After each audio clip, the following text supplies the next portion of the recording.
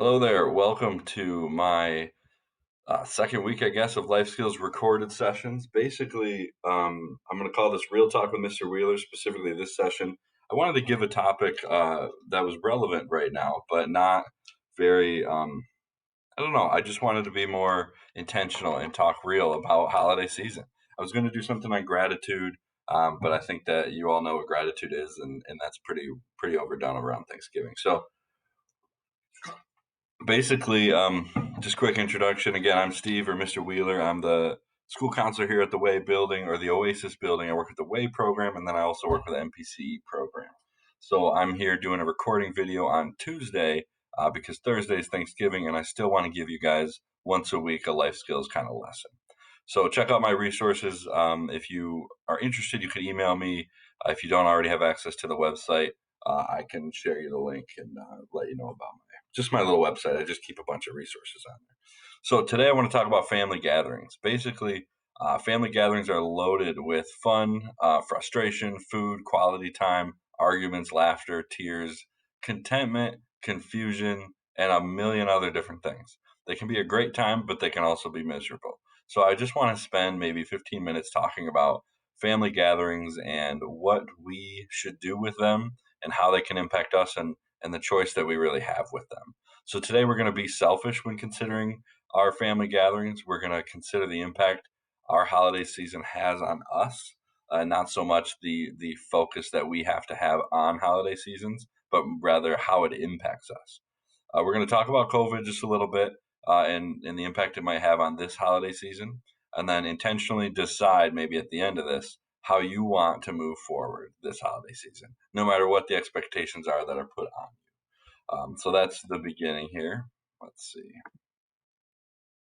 The most difficult battles are those that we fight within. I just like that little proverb. Just the idea of deciding to be selfish is a decision. It's hard to make. Putting yourself first is not a negative quality. I just want to point that out and remind you that it is your job to take care of yourself and get what you need. It's on us to take care of ourselves. So being selfish in this specific context is great. I strongly recommend it. I try to be one of the most selfish people when it comes to my mental health and wellness. Um, Selfish people are more confident and less likely to give up on goals.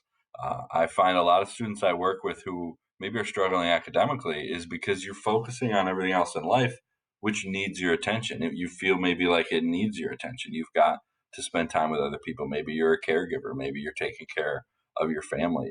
And education, maybe rightfully so, gets put on the back burner. But if you're looking to complete things like your degree, it's important to be able to be selfish, set aside some of the other things, and choose to focus on yourself or focus on school. I thought that was relevant given this is a school program, but it's also relevant when you think about holiday season, and we'll touch on that as we continue to move forward. If you're looking to a partner to fill your emotional needs, your relationship is vulnerable.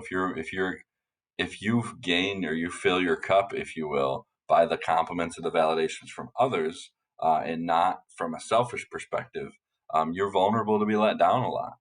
But if you find the right within yourself to be selfish and you don't need other people to validate yourself, you're going to have that more confidence and you're going to have that strength within. But it's a really difficult paradigm shift to have. So I'm very curious of feedback on this presentation.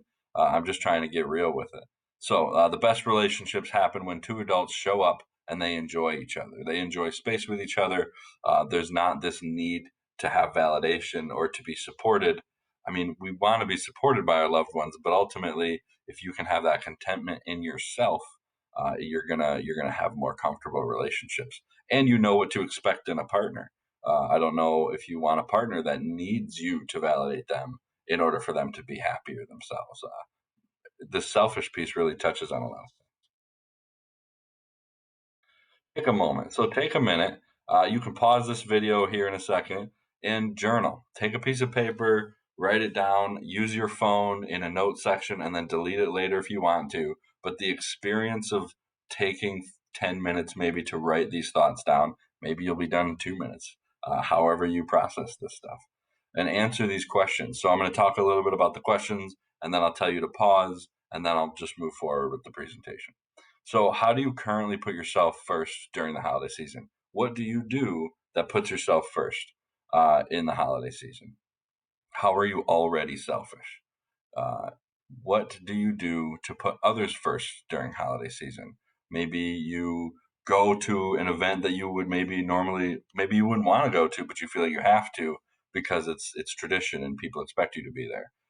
Maybe you cook something that you don't even like to eat, but other people really like it, so you cook it for them. What do you do to put others first during the holiday season? If there were no expectations put on you by anyone, what would you choose to do? If there was no holiday tradition, imagine a world where that wasn't expected of us. What would you decide to do? Would you go to a holiday gathering? Do you want to? Maybe we do. I love my Thanksgiving gatherings with family. I do love to go to them, but that's just me. But I know a lot of people that I work with, it's stressful and they maybe would rather not even be there. Maybe they'd rather have individual time with people as opposed to a large gathering.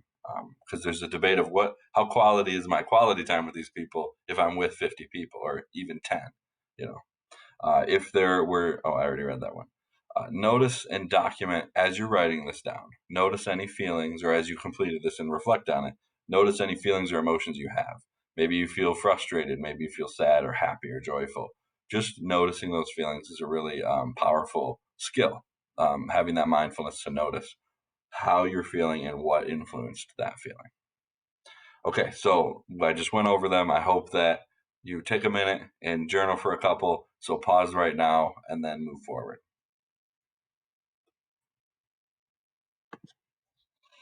Okay, let's assume maybe you journaled or maybe you didn't because you're being selfish and you just didn't want to. There's nothing wrong with that.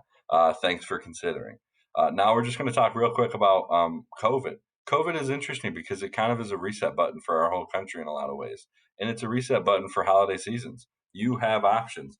If you don't want to go to a holiday gathering and you're struggling with how to say it or how to not go, you can really just lean on COVID, regardless of if people believe it or not. You can say, hey, the CDC and the governor suggest this. I really would rather not go because of this. Or you can say, I'd rather not go because I just don't want to. Or you could say, I'm coming, get ready, I'm making all the food. Whatever it is that you want to do. The purpose of me talking about this isn't to say what you should do or give my own recommendation. I'm not even going to share what I am doing. The idea is that you should do what it is that you want to do for yourself and not necessarily for other people. So embrace this. You can use that as a reason that you can't go if you're looking for that language. Also, if you look at the graphic I put on here, slow the spread of COVID-19 in Hawaii.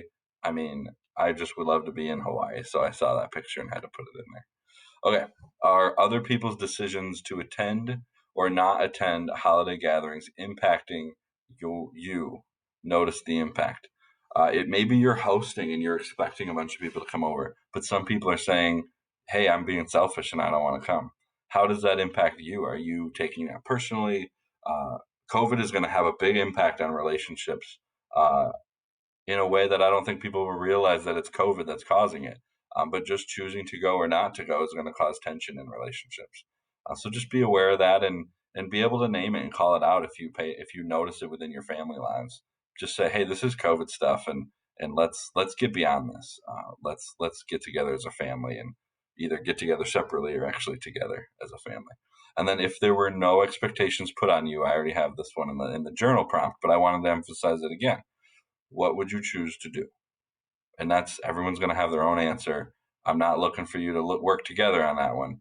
Think about what would you do if you had no expectations on you? How would you move forward? Um, and then this is funny. Put your mask on first.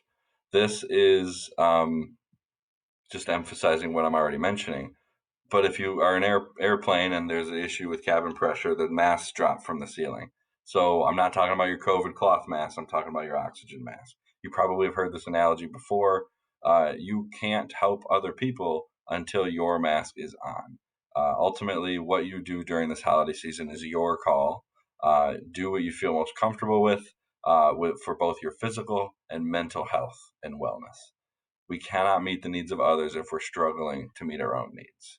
Uh, we don't need to carry the world on our shoulders all the time. Holiday season puts a lot of pressure on a lot of people. It can be very stressful, but if you need a break, take a break. Don't feel obligated. And if you need to talk about it and you want to reach out, let me know. I'm here for you.